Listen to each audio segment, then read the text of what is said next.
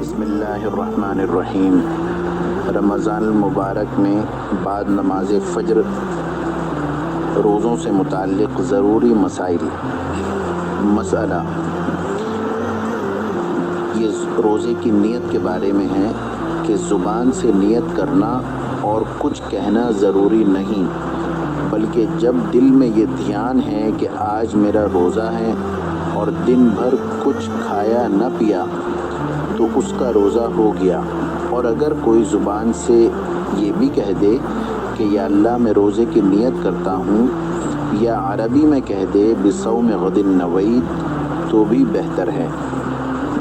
مسئلہ، اگر کسی نے دن بھر کچھ کھایا نہ پیا، صبح سے شام تک بھوکا پیاسا رہا یا بھوکا پیاسی رہی، لیکن دل میں روزے کا ارادہ نہ تھا بلکہ بھوک نہ لگنے یا کسی وجہ سے کچھ کھانے پینے کی نوبت نہیں آئی، تو اس کا روزہ نہیں ہوا۔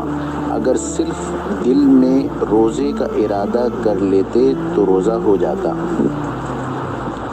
مسئلہ، اگر پان کھا کر خوب کلی کر لی، غرغرہ کر کے منہ صاف بھی کر لیا، لیکن منہ میں سرخی باقی رہی اور تھوک میں بھی باقی رہی، تو اس کا کوئی حرج نہیں، روزہ ہو گیا۔ مسئلہ، مسواک سے دانت صاف کرنا درست ہے، چاہے سوکھی مسواک ہو یا تازی، اسی وقت کی توڑی ہوئی۔